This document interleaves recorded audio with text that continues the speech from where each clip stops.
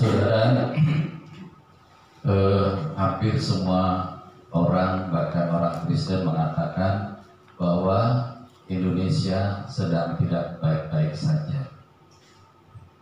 Tetapi saya mau katakan kepada kita, Indonesia tetap baik-baik saja.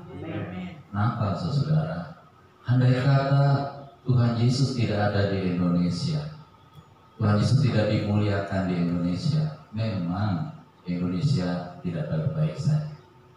Tetapi Tuhan Yesus ada di tengah-tengah bangsa ini. Bahkan bangsa ini mulai dari kemerdekaannya dengan semua perangkat-perangkatnya sudah dibuat oleh Tuhan Yesus. Artinya apa?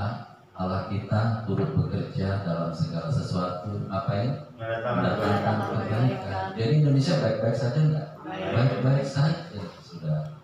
Tapi kalau ada proses, ya, segala sesuatu harus ada prosesnya. Untuk menuju Indonesia yang adil, yang makmur, yang beradab, harus ada proses. Karakter bangsa ini yang sedang dibentuk oleh Tuhan Yesus. Itu sebabnya orang percaya harus punya paradigma yang benar bahwa Indonesia tetap baik-baik saja. Ya, jangan saudara punya pikiran, Indonesia sedang nggak baik-baik saja. Lihat itu pengangguran, lihat itu harga-harga sedang. Saudara, proses. Ya, seperti saudara kalau mau bikin sayur asem, mesti perlu proses nggak? Ada yang mau makan kalau mentah, wortel mentah, enggak kan? Harus diproses. Ya, harus digoreng-goreng, harus direbus, dan proses itu sebenarnya tidak enak, tapi hasilnya pasti enak. Sebabnya saya sangat bersyukur karena Tuhan sudah mendengar doa-doa orang percaya, doa orang benar yang besar kuasa ini, karena Tuhan yang membenarkan kita. Sehingga hari-hari ini kita melihat ada kuasa yang luar biasa yang mengalahkan DPR, yang mengalahkan para menteri, yang mengalahkan orang-orang lalim, orang-orang jahat di bangsa ini. Ya, sehingga nanti kita akan lihat hasilnya yang luar biasa. Ya, itu sebabnya saudara mari terus dukung untuk berdoa bagi bangsa ini. Kami terus berdoa yang dini hari, kami berdoa di mana-mana, doa keliling, doa syafaat, semuanya karena kami percaya Indonesia baik-baik saja. Amin. Ya, jadi paradigma saudara mesti benar nih bahwa Indonesia tetap baik-baik saja karena Tuhan Yesus ada di tengah-tengah bangsa ini. Tuhan Yesus dimuliakan di tengah bangsa. Yang kedua, saudara, sebenarnya doa syafaat itu hanya sebagian kecil dari keberhasilan bangsa ini. Keberhasilan yang terbesar apa? Ketika umat Allah meninggikan Tuhan Yesus Kristus. Amin. Pada waktu bangsa Israel berperang dengan musuh-musuhnya, saudara, yang menentukan bukan tentara Israelnya, tidak. Yang menentukan adalah ketika ada pujian-pujian penyembahan, ada tabut Allah dibawa ke sana, saudara. Disitulah Tuhan berperang melawan musuh-musuh Israel. Demikian, saudara, ketika kita menyanjung, meninggikan, mengagungkan Tuhan Yesus Bapa Roh Kudus, disitulah kekuatan daripada doa kita. Disitulah keberhasilan bangsa ini, saudara. Sebabnya, yuk muliakan Tuhan, Dialah terima pujian. Ya, jadi saudara, saya terus berusaha dimanapun saya nyanyi. Kalau saya dalam perjalanan dari ujung-ujung saya nyanyi, karena Allah kita bertata di atas pujian orang Israel. Yuk kita ambil bagian kita yang Tuhan percayakan pada kita, dan Indonesia pasti baik-baik saja. Amin. Pesan dari Tuhan Yesus.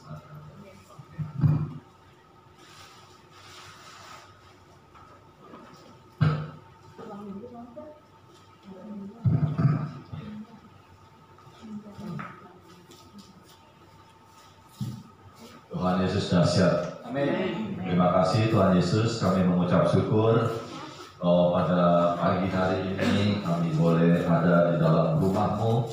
Kami percaya dan kami sudah mengalami dan kami akan mengalami terus pemeliharaan Tuhan Yesus sempurna atas hidup kami. Terima kasih Bapak. Betapa bahagianya kami boleh menjadi anak-anak Bapa yang Maha Tinggi, Bapa kami yang di sorga, Tuhan yang menjadikan langit, bumi dan seluruh isi alam semesta ini. Tidak ada yang mustahil bagimu ya Bapa. Di dalam nama Tuhan Yesus kami mengucap syukur. Urapi setiap kami dengan Roh Kudus-Mu Bapa, supaya kami ketika mendengar firman-Mu, kami beroleh pengertian dan hidup kami berbuah. Buah bagi kemuliaan Tuhan Yesus. Dan setiap orang boleh memuji, menyembah hanya kepada Tuhan Yesus saja. Dalam nama Tuhan Yesus kami mengucap syukur. Amin. Shalom saudara. Ya, ini penting saudara kalau kita hidupnya adalah ya buahnya baik ya. Mengucap syukur senantiasa ya kan? Karena apa? Hidup kita pasti di tangan Tuhan pasti baik. Ya. Pasti semuanya baik-baik saja kalau di dalam Tuhan Yesus. Maka itu saudara harus pastikan segala sesuatu ada di dalam Tuhan Yesus. Amin ya. Oke, nah ini ada pengalaman ya, pengalaman Tuhan Yesus. Pengalamannya memang sepertinya tidak enak ya, karena di dalam Lukas 23 yang tadi kita baca, itu bayangin ya, di dalam ayat 1 dikatakan lalu bangkitlah seluruh sidang itu. Bayangin saudara, Tuhan Yesus digiring ke suatu sidang, suatu pengadilan, dan seluruh orang di situ semuanya menuduh Tuhan Yesus. Tidak ada satupun yang membela. Mestinya kan di dalam satu sidang itu ada jaksa, penuntut ya kan? Tapi ada pembela kan, ada saksi, ada hakim. Tapi di situ dikatakan seluruhnya bangkit untuk menuduh, mendakwa, menghujat Tuhan Yesus. Pengalamannya gak enak. Tapi dari pengalaman ini kita bisa belajar apa yang harus kita siapkan kalau itu terjadi. Sebab saudara, apa yang tertulis di dalam Alkitab itu mau nggak mau dan sesuai kehendak Tuhan bisa terjadi. Dikatakan bisa terjadi bergantung kehendak Tuhan. Ya kalau Tuhan Yesus sampai dituntut begitu rupa di tengah-tengah sidang dan tidak ada satupun pembelanya, itu juga bisa terjadi dengan saudara, dengan kita orang percaya. Ya.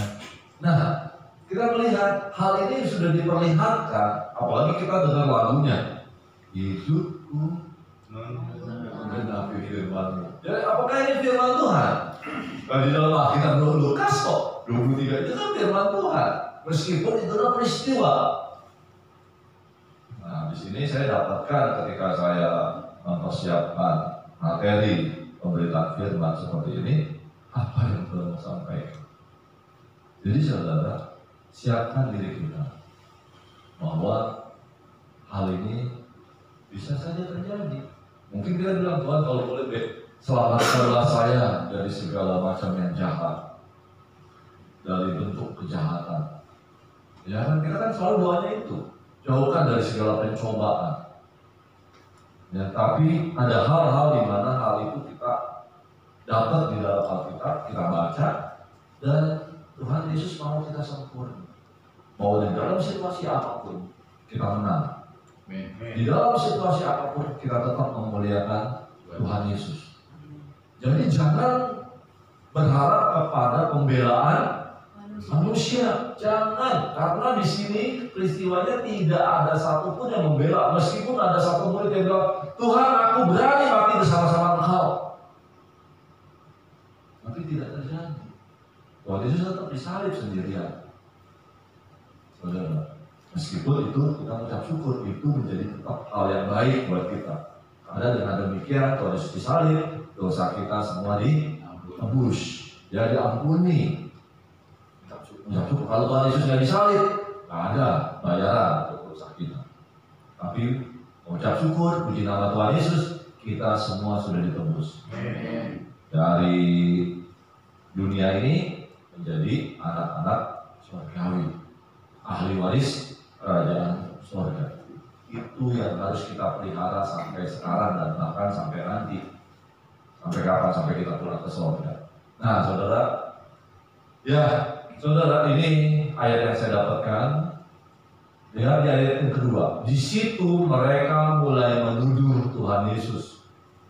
Katanya, apakah tuduhan ini benar? Telah kedapatan oleh kami bahwa orang ini menyesatkan bangsa kami. Tidak. Lagi, melarang membayar pajak kepada kaisar. Tidak disuruh bayar pajak. Ini coba lihat mata koin, ya kan? Sebelah kiri, sebelah kanan, di muka atau belakang. Wajib kau berikan pada kaisar apa yang wajib. Berikan kepada kaisar apa yang wajib kau berikan pada kaisar, dan berikan kepada Allah apa yang wajib kau berikan kepada Allah. Enggak dilarang, tapi dituduhnya dilarang. Nah, saudara lihat kan, pekerjaan si jahat itu selalu membolak-balikan firman. Sebab itu kita harus kenalin firman Tuhan. Kita harus pahamin firman Tuhan. Betul seperti itu? Ternyata tidak. Lagi tentang dirinya yang mengatakan bahwa ia adalah Kristus, yaitu Raja. Nah, di sini memang pada saat dibaptis bukan tulis saya Raja, enggak. Dari waktu dibaptis turun burung merpati, ya kan? Inilah anakku yang kukasihi. Ya kan? Kepadanya lah aku berkenan. Siapa yang menyatakannya? Bapa di sorga, bukannya Tuhan Yesus sendiri. Ini aku ini anak Allah loh. Kesaksiannya nggak benar kalau seandainya begitu. Kalau misalkan orang itu, tapi meskipun Tuhan Yesus yang ngomong, tetap kesaksiannya benar. Karena Tuhan Yesus memang sungguh-sungguh Allah dan anak Allah. Tapi mereka tidak terima hal itu. Disangka mereka Tuhan Yesus memuja. Oke, yang kita mau lihat di sini adalah pengalaman Tuhan Yesus ketika seluruh sidang itu memojokkan Tuhan Yesus, menuduh Tuhan Yesus. Ya, kita lihat selanjutnya. Klik ya. Nah, hal yang terjadi.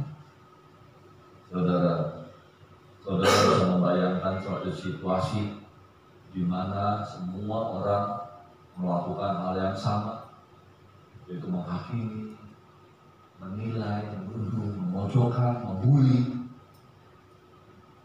terhadap diri kita. Misalkan seperti itu. Bahkan orang percaya sendiri, saudara, melakukan yang sama. Ya, di sini ada di ayatnya, ini saya bawa ayat sini ya. Oh, saya lupa di sini ya, saya ucap. Nah, tapi mengapa engkau juga melakukan hal yang sama? Nah, saudara, ini yang perlu kita koreksi dalam diri kita. Jangan kita melakukan hal yang sama, penghakiman, menuduh, menilai orang. Saya lebih baik daripada dia. Dia kurangnya ini, dia kurangnya itu. Saudara, penghakiman itu hanya menjadi otoritas Tuhan Yesus. Dan kita sama-sama ciptaan, di mana kita banyak juga kelemahan. Di satu sisi kita punya kelebihan, mungkin. Tapi di sisi lain mungkin kita punya kelemahan. Tapi sebenarnya kita berkumpul bersama untuk saling melengkapi. Kekurangannya saya, dilengkapi sama si B, dia bisa melengkapi. Sehingga bersinergi, sama seperti jari. Ini saudara, ada panjang, ada celah, betul kan? Tapi kalau kita seperti ini, sinkron, ya kan? Jadi satu. Telapak tangan jadi rapat, jadi kuat persatuan kita di dalam Tuhan Yesus. Sebab itu masing-masing kita, marilah kita melihat kelebihan, memuliakan Tuhan Yesus. Kekurangannya gimana? Lihat dengan belas kasihan. Karena dengan belas kasihan, dengan kita mengasihi, akan menutupi banyak sekali dosa. Karena kita banyak dosa, kita tertutup karena kita melakukan banyak kasih dan belas kasihan. Kita lanjutkan. Hak dan dasar penghakiman. Sebab kita semua harus menghadap tahta pengadilan Allah. Ini halaman yang ketiga di dalam PowerPoint-nya, hak dan dasar penghakiman. Alkitab mengatakan kita semua saudara sendiri akan menghadap tahta pengadilan Kristus. Sebab itu saudara, yang paling penting kita harus pahami, ternyata saya hidup di dunia ini akan mempertanggungjawabkan semua eksistensi saya. Baik itu ucapan, perkataan beda gak? Ya mungkin pada saat kita ngomong sendirian termasuk gak? Ya termasuk saudara. Maka itu kita kalau ngomong Tuhan Yesus engkau baik, kita katakan saja yang manis-manis, biar itu menjadi perbendaharaan kita di dalam hati kita. Kita ucap syukur senantiasa meskipun kita sendirian. Kita ucapkan pujian kepada Tuhan Yesus. Kita ucapkan syukur kepada Tuhan Yesus untuk segala sesuatu yang kita terima secara pribadi maupun keluarga maupun satu kelompok. Sebab dengan itu pun itu dibawa kepada pengadilan. Jangan ucapkan yang negatif. Karena dengan ucapanmu banyak saksi yang menutupi kita, yang melingkupi seperti awan, saudara. Bayangin saudara dikelilingi oleh banyak saksi seperti awan. Saudara ngomong apa, terbersit di dalam pikiran apa, terbersit di dalam hati apa, mereka bisa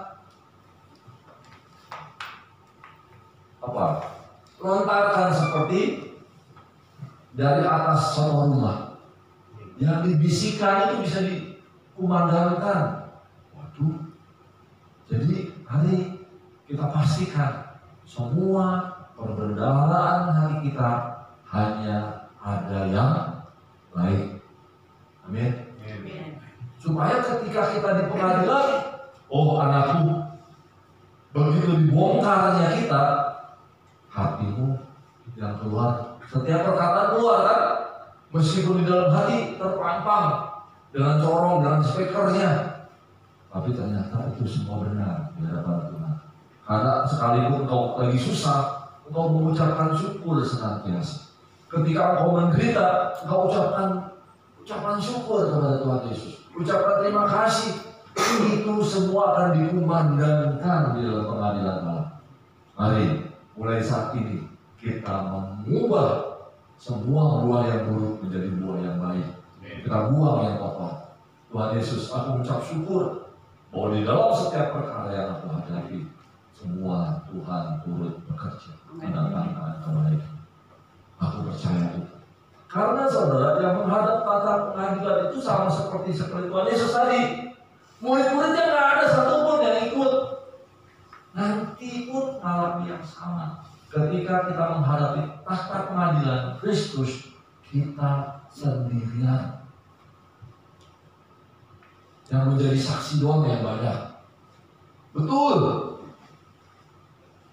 Dia mengucapkan itu dari hatinya.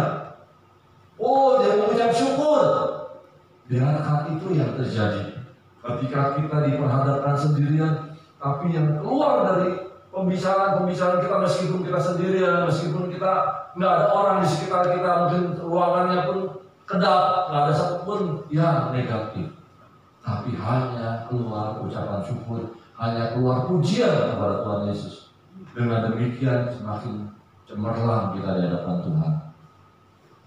Tidak hanya kamuflase, tidak hanya jaga image di depan orang, mencari muka, tidak. Tapi sendirian pun, mari kita ucapkan syukur senantiasa. Pujian hanya bagi Tuhan Yesus saja. Karena itu akan terkumandang nantinya. Kiranya Tuhan Yesus memberkati. Semua orang dinilai tanpa terkecuali. Mari kita harapkan pikiran kita menuju ke sana. kalau nanti seandainya saya di sana, ya Tuhan Yesus, saya mau yang keluar dari perbendaharaan-Ku hanyalah perbendaharaan yang baik, yang membuat Tuhan Yesus tersenyum. Karena semua dasar penghakiman adalah berdasarkan firman Tuhan Yesus. Hanya berdasarkan firman Tuhan Yesus. Nggak ada yang lain. Nggak ada kitab-kitab lain. Sebab itu kita mengucap syukur. Kita sudah menerimanya dari sejak mungkin enggak dari kecil. Bukan dari lahir kita terima ini. Tetapi mari kita tetap berpegang teguh kepada iman kepada Tuhan Yesus. Jangan pernah meninggalkan. Tuhan ingatkan, jangan takut kepada mereka yang bisa membunuh tubuh. Tetapi setelah itu mereka tidak bisa berbuat apa-apa lagi. Takutlah kepada Dia, yaitu Bapa di sorga, yang setelah membunuh tubuh bisa melemparkan jiwa ke dalam neraka. Nggak usah takut sama setan-setan, itu juga ciptaan. Karena kita punya Bapa di sorga yang menciptakan mereka juga. Dan kita punya kuasa. Tuhan Yesus sudah berikan kuasa untuk mengusir roh jahat. Nggak usah takut, saudara. Karena Bapa kita di sorga adalah tertinggi, maha tinggi, maha kuasa. Tidak ada yang bisa menandingi Bapa di sorga. Tidak ada yang bisa menandingi Tuhan Yesus. Saudara punya kekuatan itu. Saudara punya power itu.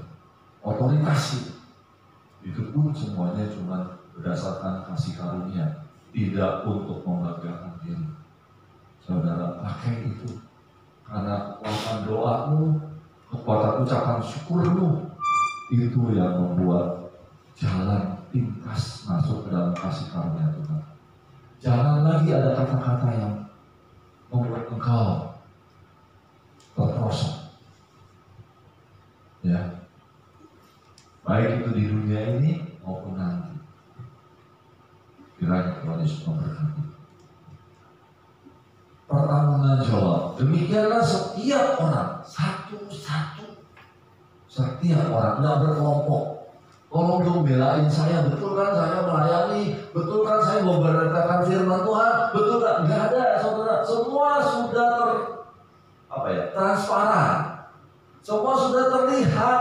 Nggak ada satupun yang bisa menghalangi pandangan Bapa di sorga. Dinding, celah apapun, genteng, nggak ada. Meskipun saudara kemana, nggak ada. Semuanya transparan, terbuka. Ya, dan kita menghadap pengadilan sendirian. Masing-masing pribadi mempertanggungjawabkan atas semua perkataan, ucapan, tindakan, sikap, pendapat, usulan, termasuk kepada Tuhan Yesus Kristus. Nah, jalan yang benar. Ini sikap terhadap sesama manusia, saudara. Tuhan sudah sampaikan di dalam Matius 7. Ini baca selengkapnya saja ya, saudara. Ada jalan yang benar ini sudah ada di dalam Matius 7. Apa yang harus kita lakukan supaya kita di dalam pengadilan nanti kita mendapatkan upah, hadiah, bukan hukuman. Segala sesuatu yang kamu kehendaki supaya orang perbuat kepadamu, perbuatlah demikian juga kepada mereka. Saya mau disayang, sayangilah mereka. Saya mau dikasihi, kasihilah mereka. Saya mau dapat belas kasihan dari Tuhan, belas kasihanlah kepada banyak orang. Itulah isi seluruh hukum Taurat dan kitab para nabi. Akhirnya dirangkum dalam satu kata, kasih.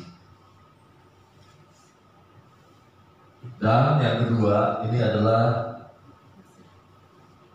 nasihat yang Tuhan Yesus berikan pada kita dalam mempersiapkan diri kita menghadap Bapa di sorga, pada Tuhan Yesus. Pertama, jaga hati. Jaga hati seperti apa? Boleh gak pesta pora? Boleh gak ini kepentingan duniawi? Tuhan bilang, nanti akan ada saatnya orang terjerat. Kenapa orang terjerat? Karena ketika mereka pesta pora, mereka menikmati kesenangan, hati mereka lupa melekat kepada Tuhan. Saudara, jangan lupakan Tuhan. Sungguh hatinya melekat kepadaku, maka aku meluputkannya. Luput dari apa? Luput dari bencana yang akan menimpa dunia ini. Itu skala besar. Skala kecilnya luput dari kesusahan, luput dari malapetaka, luput dari bahaya yang mengincar hidup orang demi orang setiap hari. Percayakah saudara bahwa orang di dunia ini nggak ada satupun yang bisa terhindar dari salah satu mara bahaya atau malapetaka kalau bukan Tuhan yang melindungi?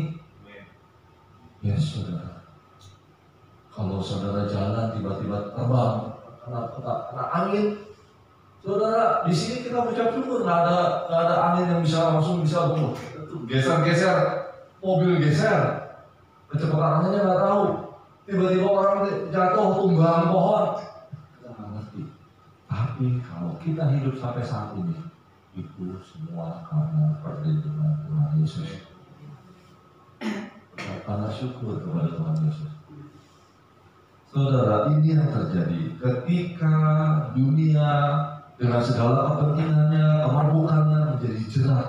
Banyak orang terjerat dengan pestanya, kesenangannya, sehingga mereka lupa Tuhan ketika mereka ada di tengah-tengah itu. Terus juga dikatakan di dalam ini, karena itu akan menimpa seluruh penduduk bumi. Saudara, yang paling penting terus berjaga-jaga, senantiasa, dan berdoa tidak putus-putus. Itulah. Nah, dengan demikian dikatakan supaya kamu beroleh kekuatan untuk luput dari semua yang akan terjadi itu, dan supaya kamu tahan berdiri di hadapan Anak Manusia Tuhan Yesus. Saudara, ini juga cerita tentang kedatangan Tuhan Yesus. Jadi yang tadi disampaikan bahwa pada zaman nanti mereka akan minum, kawin dan mengawinkan sampai kepada hari Nuh masuk ke dalam bangkai. Mereka nggak sadar, mereka tidak tahu bahwa waktunya sudah dekat. Mereka enggak tuh, masih lama tuh. Sama seperti hari-hari ini, saudara. Mari kita mempunyai pandangan bahwa Tuhan Yesus bisa datang kapanpun. Pengajaran tentang nasihat, mengenai nasihat hidup di akhir zaman. Waspada terhadap ajaran, waspada terhadap penyesatan. Itu yang pertama. Ini semua dari Lukas 12 ya saudara. Terus yang kedua, takut terhadap pembunuh. Jangan takut terhadap mereka yang dapat membunuh tubuh. Pengakuan apa yang kita akui, mari kita akui bahwa segala sesuatu yang kita punya, yang kita bisa, hanya karena Tuhan Yesus. Itu yang kita ucapkan supaya nanti di dalam pengadilan pengakuan kita malah menyokong kita, mendukung kita bahwa di dalam diri kita hanya ada Kristus, pembimbing, penolong. Siapa pembimbing kita? Siapa penolong kita? Kita akui hanya Tuhan Roh Kudus yang penolongku satu-satunya. Sebab dengan demikian saudara, kalau saudara katakan itu, saudara imani itu bahwa Roh Kudus penolongku, maka di dalam sidang nanti Roh Kudus meneguhkan dan menguatkan. Hati-hati terhadap bahaya ketamakan. Makin kesini dunia menawarkan banyak yang bagus-bagus saudara. Sebab itu bisa kita jatuh karena ketamakan, keserakahan. Versusnya apa? Harta di sini. Versusnya apa? Kita kumpulkan harta kita di surga. Karena di surga harta itu tidak ada mengat, tidak ada karat, tidak ada pencuri, tidak ada yang bisa merusakkannya dan membongkar serta pencurinya. Terus lanjut adalah kekhawatiran di dalam Lukas 12 ayat 22 sampai 30. Jangan ada sesuatu kekhawatiran pun, karena Bapa di surga sanggup memelihara bahkan rambutmu pun tiap helainya terhitung semuanya. Ingat akan hal itu aja. Maka kekhawatiran kita mungkin bisa terobati Ketika kita khawatir, Tuhan Yesus, rambut kepalaku pun semua terhitung, kenapa aku khawatir? Ampuni saya Tuhan. Dah, alamin pemeliharaan Tuhan sempurna. Nggak pernah dibiarkannya anak-anaknya meminta-minta roti. Percayalah akan hal itu, maka itu menjadi hal yang terjadi dalam hidup kita. Terjadilah sesuai dengan imanmu. Jangan lagi berpegang mencari pembelaan, penolong selain Tuhan Yesus. Karena dari situ ada kecemburuan Tuhan. Perhatikan prioritas hidup kita. Apa yang menjadi prioritas kita? Manusia, keluarga, orang yang kita kasihi, atau kita cari Tuhan. Mari kita melakukan tugas dan tanggung jawab kita, saudara. Kita ada di dunia ini, kita mau memberitakan bahwa Tuhan Yesus ada di dalam diri kita. Biar banyak orang boleh mengenal Yesus Kristus, Tuhan, Raja, segala macam. Putuskan apa yang benar. Kita harus putuskan bahwa hidup kekal harus tetap sesuai dengan janji Tuhan. Jangan gelisah hatimu, di rumah Bapakku banyak tempat tinggal. Aku akan membawa kamu ke tempatku, di mana aku berada, kamu pun akan berada. Amin. Terus fokus kepada itu. Ya, meskipun kita tinggal di dunia, tapi tetap putuskan apa yang benar, yaitu apa yang berkenan kepada Tuhan Yesus Allah Bapa di surga. Karena Tuhan Yesus mau rumahku harus penuh, supaya kita bisa dapat di sana pada perjamuan makan bersama-sama Tuhan Yesus. Alangkah indahnya kalau kita ada di sana, saudara. Amin. Aku mau ke sana, Tuhan. Kemuliaan hanya bagi Tuhan Yesus saja. Amin. Mari kita berdoa. Terima kasih Tuhan Yesus. Biarlah pandangan kami kepada akhirnya bahwa kami boleh menang. Kami boleh ketika nanti mendapatkan upah dari Tuhan Yesus. Biarlah hidup kami berfokus kepada firman-Mu Tuhan Yesus, dan kepada apa yang berkenan di hati Bapa, di hati Tuhan Yesus. Karena kami sadar semua harus dipertanggungjawabkan. Terima kasih Tuhan.